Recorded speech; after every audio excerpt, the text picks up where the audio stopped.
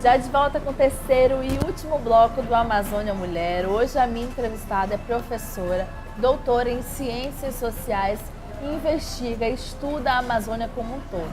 Ela veio estudar aqui em Manaus. Você é de Concórdia, no Rio Juruá, né, Marilene? Sou do Juruá. Juruá tem muita gente conhecida, ilustre. Tem Marcos Barros, tem o ex-governador Amazoniano Mendes. Juruá é um rio que tem muitas famílias de muitos anos de tradição aqui. E aqui no intervalo acabamos de descobrir que os seus pais, né? Inclusive você também conheceu o meu pai, né? Conheci José Osana. Eu acho que muitas pessoas, muitas famílias do Juruá o conheceram, gostavam muito dele também. Seu pai foi seringalista também, não foi? Sim, era seringalista, minha mãe professora. E nossa família está no Juruá há mais de 250 anos. Então, são pessoas que são pioneiras na área do Juruá. Os Cunha Corrêa, os Corrêa Pereira, os Smith Pereira, são da mesma família. Marilene, quando você veio a Manaus estudar, você já sabia que o seu foco já era estudar a Amazônia ou não? Isso veio depois? A facilidade dos nossos estudos de pessoas que moravam nos seringais era que os pais não eram analfabetos, eram pessoas cultas, como é o meu caso, que minha mãe era professora formada, teve uma educação salesiana exemplar. E alfabetizou e educou durante o curso primário todos os filhos.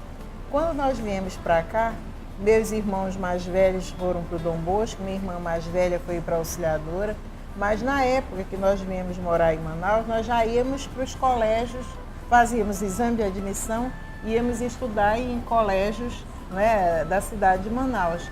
E assim foi com todos os meus irmãos, que graças a Deus todos se educaram e todos se formaram, ou seja, naquela época a educação interiorana ela não estava ainda fora do padrão de qualidade que hoje, não é? Nós temos problemas com a educação brasileira e sobretudo isso se deve à formação mais antiga.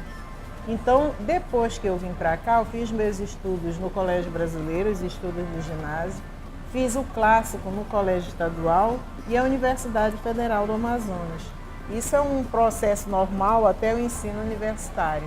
Depois, ao entrar na universidade, eu já era especialista.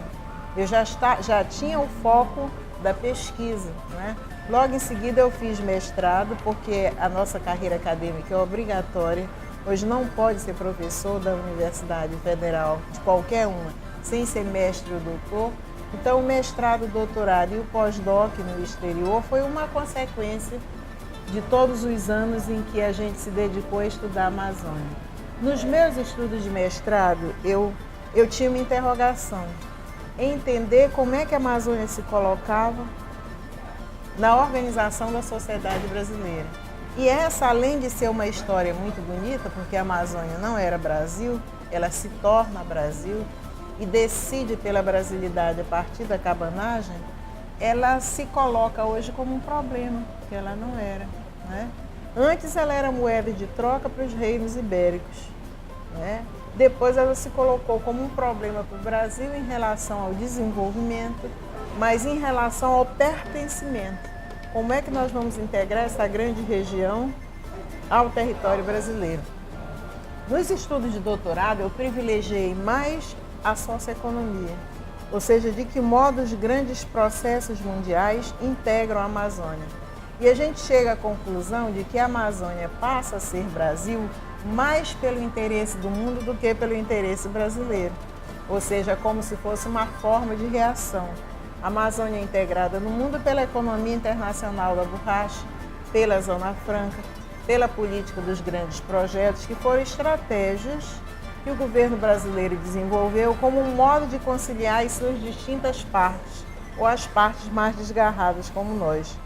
Hoje os estudos da Amazônia contemporânea, sobretudo, privilegiam algumas lacunas do desenvolvimento da compreensão científica em relação à natureza, em relação à cultura, sobretudo. Como conciliar a sociodiversidade com a sociedade nacional? É outra questão que está se processando ao longo do debate acadêmico, mas também ao longo de processos sociais e históricos que se dão na região. E são preocupações que não são apenas da sociologia, são preocupações da antropologia, da história, da geografia, não é? Do desenvolvimento linguístico, ou seja, da economia. São inúmeras as contribuições que vêm, tanto da ciência da natureza como da ciência da sociedade, para responder essas questões, que são grandes questões de pesquisa e que não se esgotam só com uma geração de pesquisadores. Que bom, né?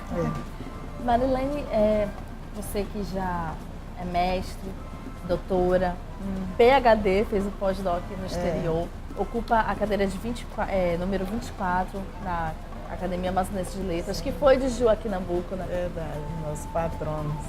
Tem algo assim que ainda precisa ser realizado, que você ainda busca realizar? Ou não, já está completo? Não existe isso de completo. Quer dizer, a formação acadêmica avançada, ela é contínua, ela não se esgota. A cada vez que nós achamos que um problema foi esgotado, ele aparece com uma nova dimensão. Ou ele lhe leva a investigar novos olhares, ou então novos caminhos de manejar esse problema. Nós chamamos de equacioná-lo, ou então de resolvê-lo. Então é nesse sentido que hoje eu me preocupo mais com a formação dos jovens. Os jovens pesquisadores que querem e que escolhem fazer a formação avançada. O programa de pós-graduação Sociedade e Cultura, que eu tenho a honra de coordenar hoje, ele recebe pessoas de todos os estados da Amazônia brasileira, colegas estrangeiros que vêm fazer seu pós-doc aqui e querem estudar melhor a Amazônia. Ele tem uma enorme contribuição na formação dos profissionais que estão nas políticas públicas governamentais hoje no nosso estado, mas também em Rondônia e em Roraima. Acabamos de fazer um Minter com Roraima e com Acre, com Tocantins, com o vizinho estado do Pará, especialmente das universidades novas que foram criadas de 2003 para cá. Por que é importante sublinhar que são novos pesquisadores? Porque eles hoje vivem problemas e situações que não estavam postas há 30 anos, mas que são remanescentes de questões profundas da organização da sociedade, das sociedades da Amazônia, e questões profundas das dificuldades que os governos têm em imprimir as políticas públicas nacionais da Amazônia. E quando eu falo governos, estou falando de modo geral da União, né, dos estados e dos municípios, porque a própria Amazônia põe desafios constantes a esses sujeitos, a esses atores do cenário político, a esses que são responsáveis pela governabilidade do Estado de Direito nas nossas realidades. Mas também põe problemas profundos para a juventude, para aquela que já nasce e encontra a Amazônia desse jeito e que às vezes não sabe direito por que ela é assim.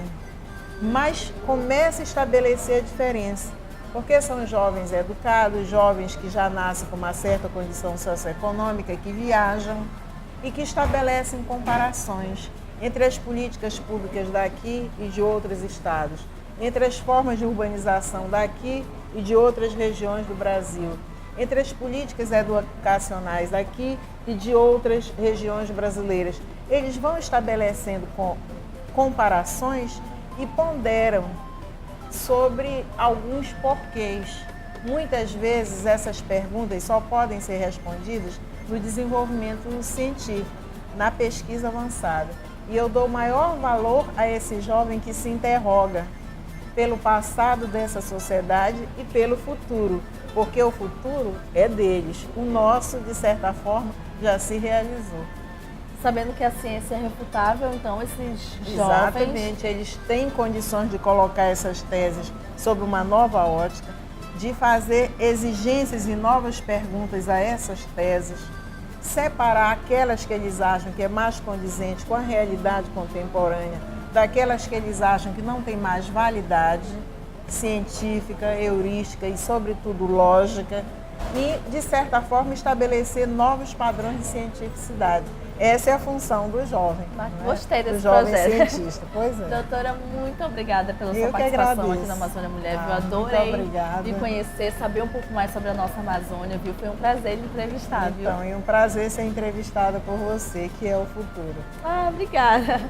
Olha, eu quero agradecer também a vocês de casa pela companhia no bate-papo de hoje, né?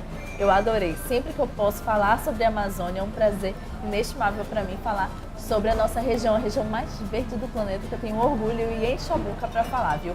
Quero agradecer também ao pessoal do Belle Époque Bistrô, que nos cedeu aqui esses drinks. Gostou, Marilene? Gostei muito. Vamos provar, vamos continuar vamos tomando provar nosso um drink. gengibre. Beijinho pra vocês, fiquem com Deus. Tchau, tchau. Vou ficar aqui conversando um pouco mais com a Marilene, absorvendo aqui tudo dela. Tchau, tchau.